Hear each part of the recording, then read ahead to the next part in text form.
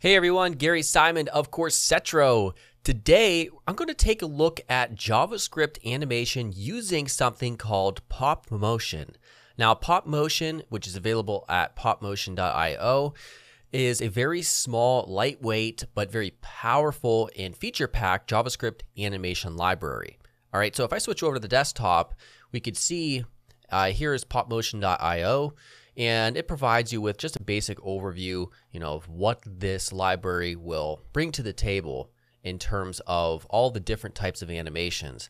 They have an API section, a Learn section, and the tutorial that I'm about to do for you, it's not going to be exhaustive. It would take an entire course to really go over all of the capabilities of this library. However, I'm going to try to do enough to the point at which you will have confidence understanding how to integrate it with your own project. All right, so this is what we're going to do in this tutorial right here. So if I refresh, you'll see the animations that we'll be focusing on. All right, so initially we have this animation where it fades in, and we also have this sort of spring effect where the actual form elements come in and bounce. By the way, it's really smooth on my end, but it might look jerky on this video just because of the frame rate. And also we have this secondary little blip that says full name please. This comes in only after this animation is finished, and you'll see how we can sorry, I have a sore throat. You'll see how we can integrate that. All right, so also you can use Popmotion with a lot of the popular JavaScript front-end frameworks like React and Vue, etc. But we're just going to keep it simple, straight up vanilla JavaScript. So, but real quick, before we begin, make sure you check out my site, Coursetro.com, where you're going to find a bunch of courses on modern design and development. A lot are free, and the others you can access for the cost of buying me like a 6-pack each month. That's it. Now also, it probably wouldn't hurt to subscribe here on YouTube, and be sure to make sure the notifications are turned on. All right, let's get back to it. To get started, we're going to go ahead and make a new directory, mkdir. We're going to call this animation, and we'll also hop into it after creating it. Okay, so the first thing we want to do is npm, and by the way, this means you need the Node package manager and Node.js installed. So just to check if you have that, node-v, npm-v. If not, go to nodejs.org and download it and reload your console or command line. All right, so the first thing we want to do is create a package.json file for our project. So I'm going to hit the Y flag just to hit yes on all of these. And then we're going to use npm to install Popmotion and save it as a dependency in our package.json file.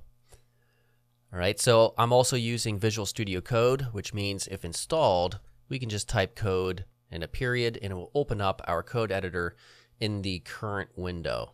All right, so that is right here. Okay, so after this, we want to create an index.html file. So let's do that real quick. Let me also increase the size of this so you can see everything I'm typing.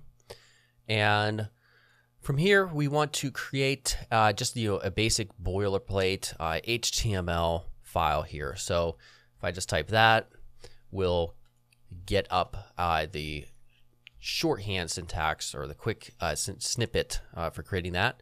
And also, we can see right here, or actually not right there, I'm going to paste in a line real quick. We're going to link a CSS file. So in CSS folder, main.css. So let's go ahead and create that real quick. And also, by the way, all the code, there's going to be some code that I may paste in, like small blips like that. In that case, just go to my site or the first link in the description. YouTube has a full written version of this video tutorial with all of the code that's already there. So that will save you time. So inside of this CSS folder, we're going to create a main.css. And this is going to be one of the points where I just paste in all of the CSS. This is not obviously a CSS tutorial. So this is going to be the point where you definitely want to visit the written tutorial and then just scroll down until you see the CSS right here and paste it in. So that looks like this right here in the written version of the tutorial. So just copy and paste all of that. And nothing special is happening here. It's just to give ourselves some style to create that form that we saw at the beginning. All right. So also, the next thing we need to do is we need to get Popmotion actually integrated here. So we're going to, once again, do this through script source. This is the address of it, Popmotion. By the way, it is just 11 KB, very lightweight. And if you were using something like React or Angular, you would import Popmotion via import Tween from Popmotion, import Tween, etc. So now what we want to do is go ahead and add our initial HTML here. I will actually type this out simply because it'll help us, it'll help you understand a little bit better what we're trying to do and what we're going to be animating itself. So I'm just going to create a div class of container. And then also we'll put in an H1, fill it out in terms of the form. And then P, and this part I'm just going to, you could put some lorem ipsum text if you wish. I'm just going to paste this in right here. All right, and then next, underneath that, we'll have our actual form. And we'll have a span class of message. And this, by the way, is going to be hidden by default. And we will use our Popmotion to show it after the initial animations come in. So input type is text, placeholder is name, and then class is just going to be txt field or FLD. Now we'll go ahead and hit Shift Alt in the down arrow key if you're using Visual Studio Code to replicate that. And this one's just going to say email address. All right, and then finally we'll do that one more time. And this one will be a submit. The value will equal enter info, and then class is just going to be btn. All right, and so that is it for our HTML. Very, very, very simple stuff right there. So now if we, if I Control B to get our sidebar, right click, reveal in Explorer, double click, this is what it should look like. Obviously, no animation at this point. Okay, so what do we do if we want to actually animate this sucker? We'll go ahead and just right here, I'm going to Control B to get rid of that sidebar. Just underneath our script, we're going to put some JavaScript underneath it. Now, of course, you could link through source, another or separate JavaScript file if you wish, but I want to make things simple and just make it here on the same page so we can kind of go quickly back and forth between our HTML elements. All right, so the first thing we need to do is create constants that will access each element that we want to animate. So the first one that we want to animate is the container itself. And so our goal is to take that container, fade it in, scale it up from like 0.7 to its original size at 1, and also maybe move it down on the y-axis vertically. So what we'll do is const container equals popmotion.styler. So Popmotion is what we use to reference any of the specific methods inside of actual Popmotion. Now, if you were to use something like React or Vue or Angular or whatever, you wouldn't have to reference Popmotion dot whatever. All right, so now we'll have inside of here, document dot, and this is just right here is pure JavaScript to use the query selector to get our class. And the name of the class that we want to animate, of course, is container right here. All right, we're going to replicate that. So Shift Alt down 2 more times because we want to animate 3 different elements. Next, we're going to say this one's going to be called form elements. This one will be called MSG pop. All right, so right here, we also have to, for this, we're not going to use Popmotion styler. We're simply going to directly reference the query selector without that. This, of course, is going to be inner. As you can see, inner will just contain everything Actually, oh, it's not there. Let me add that real quick. Div class equals inner. I'll try to remember to update the written version of the tutorial. There we go. So everything, all the actual content inside a container is going to be in another container called inner. That will allow us to animate this stuff specifically, because if we were to use the container, it wouldn't work the way we want it to. You'll see. All right, then finally, message pop. We're going to use the Popmotion styler as well, and this is going to be MSG. This class is right here, span class MSG. Okay. All right, so next, let's say we want to focus on that container element and get that showing up. So let me come over here real quick. So let's say we want this to fade in and kind of scale out. So how do we perform a basic animation or tween? All right, so to do that, come down here and we will say popmotion.tween, and then we open up in parentheses and an object inside of it. So we'll say for the first property from, we open up another object here and we'll say scale 0.7. So it's going to start from 0.7, the size of 0.7 essentially, which is 70% of its default size based on however we set it up in CSS. Next, we're going to put a comma after this from object, and we're going to put in 2, and it's structured the same way, scale 1. Then after this, we're going to put in duration, and we'll say 1,000 milliseconds, which of course is equal to 1 second. After this parenthesis, we can put start and then container.set. So container.set right here, this is a reference to our variable right here, or our constant container, which references our container class, and it basically sets these properties to that container. That's what makes it animate that specific element right here.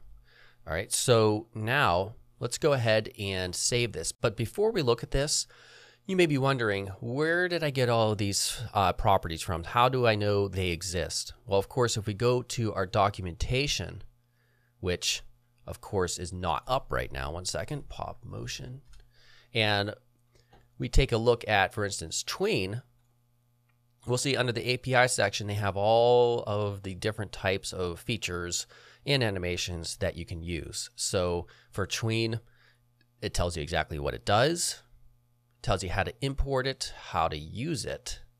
And this is going to give you, if you scroll down more, all of the properties. So we see from, to, the duration, the elapsed. Obviously, there's a lot you can do with this. A lot of really cool stuff that you can do with, really all the animations that they provide. All right, so that's just something handy that you should know. Okay, so now let's go ahead and refresh. There we go. Very nice, smooth animation. Awesome. Now, what if we wanted to animate multiple properties? Well, let's go back here.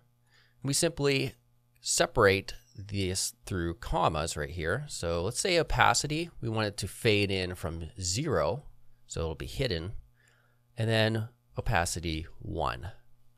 Save it. We'll go back. Voila, you can see that it now fades in. Let's add one more, and that will be on the y-axis. So vertically, we'll have it come down from -300 to 0, which is its starting position. Save it and refresh. Yeah. Good stuff. I like it. All right, so let's focus on creating a stagger animation. So let's say we want the individual elements here, so like to fill it out, this blip right here, this input, and this button. We want it to kind of do its own unique animation, and we want it to spring. So what do I mean by spring? Well, if I go back to Popmotion, it'll show you right here this spring effect. All right, of course, we're not going to be dragging anything in our example, but it shows you what the spring effect is. It kind of just goes back and forth and into a nice sort of animation in the end where it slows down and it goes back to the original point. So if you want to know how to do this more, simply go to popmotion.io and hit spring, and also Stagger. Stagger is here somewhere, right here. And this is what we're going to use. So we're going to use Stagger along with the other animation ability of spring. All right, so it gives you all the information. You can get more information by clicking on this and finding out even more. All right, so let's go back real quick. And the following JavaScript that we have is actually taken from one of the examples at Popmotion. All right, so we'll say const stylers equals array. So we're creating an array here, and we're going to use from form elements dot children. So what is that? So we're creating an array. If we see form elements is right here, we define that as inner. So it's going to take an array, it's going to create an array based on all of these HTML elements right here that are contained within inner. So h1, our paragraph, our form, etc. So then we're going to map popmotion.styler. Next, we'll put in an animations constant, which is an array, and it's going to take in our stylers.length, and we're going to fill popmotion.spring. Now this is where we create the spring effect. We'll say from 100 to 0. Now, if you're confused, just hang with me a second, and I'll explain it. Our final line is popmotion.stagger animations, and so we're going to stagger this right here, and along with a duration that will occur between. So we'll say 100 milliseconds between. So it's going to be pretty fast. And we'll start it, and we'll say v is v dot for each, and then we're going to take x in the index to stylers.i, and we're going to set the x property, which is the x position, to x, which is the result. And so what is happening here is we're first, again, creating an array from the form elements. All right, so everything inside of that inner class. And then we define an animation for each array using fill right here. And in this case, we're going to create a spring animation that goes from 100 to 0. All right, so it's going to come in from the right on the x-axis 100 pixels, and then it's going to come to its original starting position. All right, so then we use stagger while passing in the animations in the first argument, and of course the time between it is the second, and that's the delay. And then the stagger animation is started with the start method here, which iterates over the animations array via for each right here. And then it's going to take the values of x and sets the x property to the values of 100 and 0 as it iterates over those. So it's a little bit confusing, especially if you really haven't messed with too much JavaScript.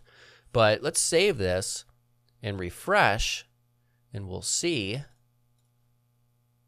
There we go. All right, so what if we wanted to make that on the y-axis? Axis, not axis. We'll just change that to y for set, and you'll see it now comes down, or up rather. Cool. All right, awesome. So let's also, as a final part of the tutorial, figure out what it takes to start an animation when another animation is finished through a complete callback. So what we're going to do is create, well, first we're going to make an adjustment.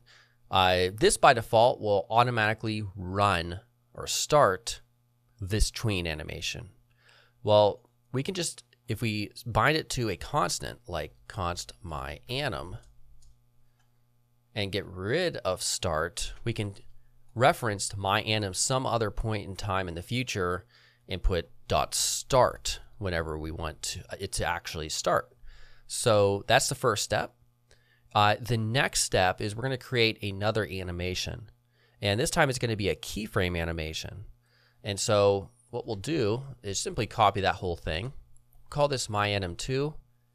And we're going to say instead of the tween, we're going to try keyframes. And again, if you're at all confused about what that is, just check out the keyframe section of popmotion.io. And instead of a from and to, we're going to put in values, which is an array. I'm just going to get rid of everything here. So we have an array, and then it's an array of objects. So the first one we'll put in a y, -50, opacity 0. Oops. There we go. Sorry about that. Because we're going to have a few of these, we might as well just keep this all in the same line. Then we put a comma, and then I'll hit Shift, Alt, and down 3 more times. So next, we'll put in -20. Opacity is going to be 1. And we're going to keep that same exact value for 2 and 3. And that way we can make it stay there stationary. And then finally, we'll make it go to 0 and opacity will be 0. So next, let's put a comma here and we're going to put in times. And this allows you to control the timing or how long it stays on each step of the keyframe sequence. So we'll say 0 for the first one. We'll say, and by the way, these all go from 0 to 0.2 and they're comma separated. So we'll say 0.2 for the next one, 0.8 for where it sits on this one. So then 1 as a total. So now let's put in a comma. And then finally, to make this work, we reference myanim.start. And inside of here, by the way, notice how this this helper shows us exactly, the different parameters that this given method accepts. So we're going to put in update container.set, which is the same thing as just doing, for instance, start and then say container.set, but it allows you to optionally specify update and complete. So then we're going to put in complete. We'll have a arrow function and we'll say myanim2 start and message pop.set. And message pop, by the way, is defined right here. So we're making it apply to that span element right here. So this will start, this animation of myanim2 will start once myanim, the first one, is complete right here. You could also console log, and we'll do that too. So console log first anim done. All right, so let's save that and check it out.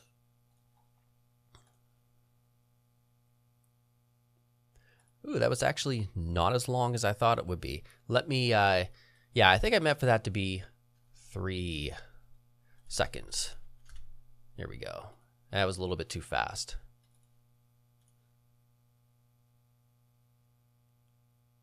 Awesome. Yeah, so if we hit Control-Shift-I, we'll see first anim done. We'll refresh, done, and it starts. Okay, so hopefully you learned quite a bit, and you'll have some confidence going forward. I may do another tutorial where I integrate it into something like Angular, and that way you have more possibilities in terms of creating these really cool animation sequences that Popmotion allows for. All right, make sure you check out Coursetro.com and subscribe here on YouTube. All right, see you guys soon.